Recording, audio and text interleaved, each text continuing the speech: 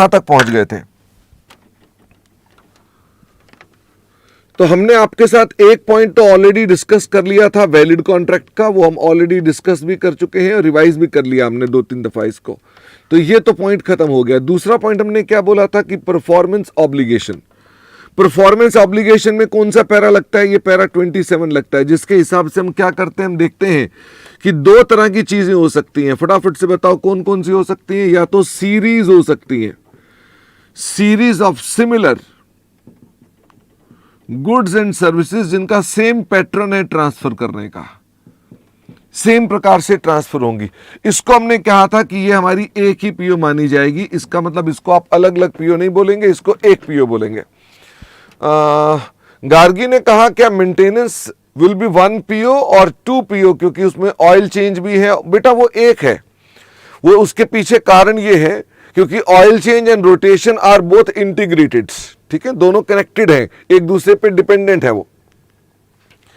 और मुझे ये बताइए कि इसके अलावा हमने कहा था जो बाकी गुड्स एंड सर्विसेज हैं वो हमारी पीओ कब बनते हैं? If distinct. तो ये बताओ डिस्टिंक्ट कैसे बनते हैं?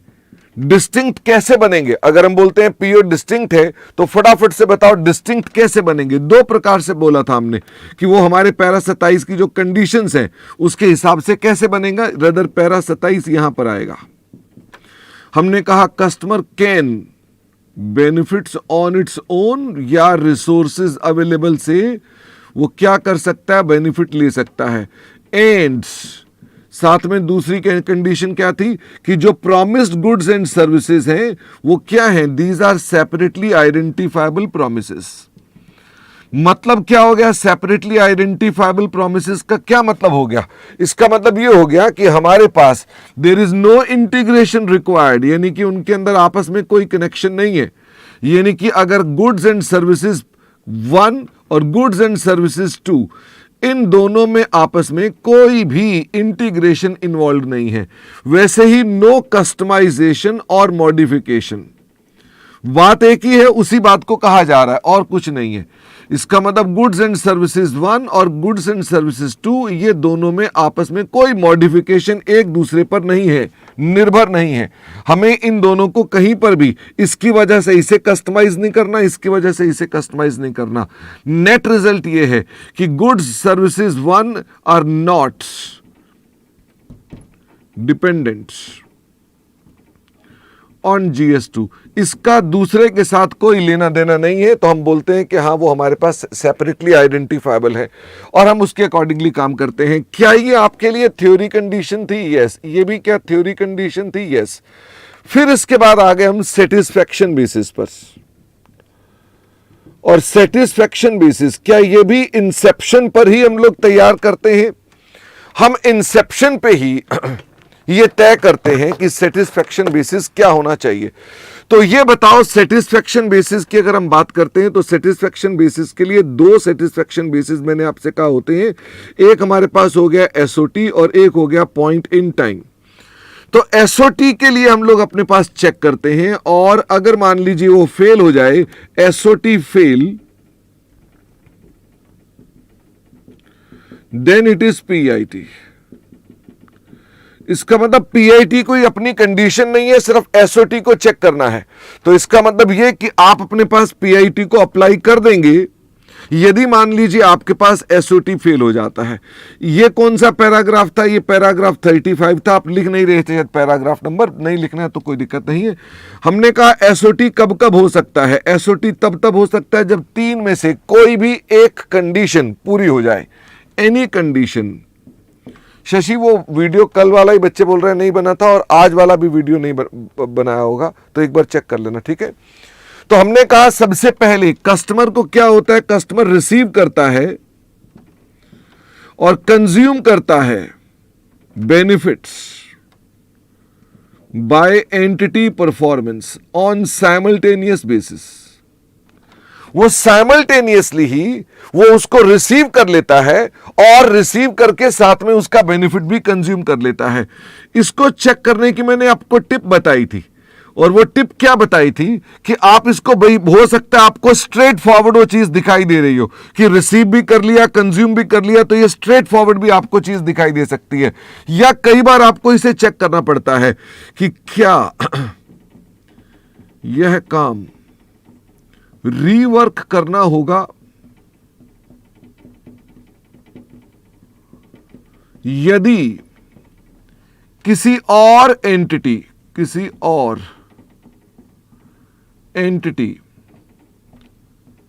को बकाया काम दे दिया जाए।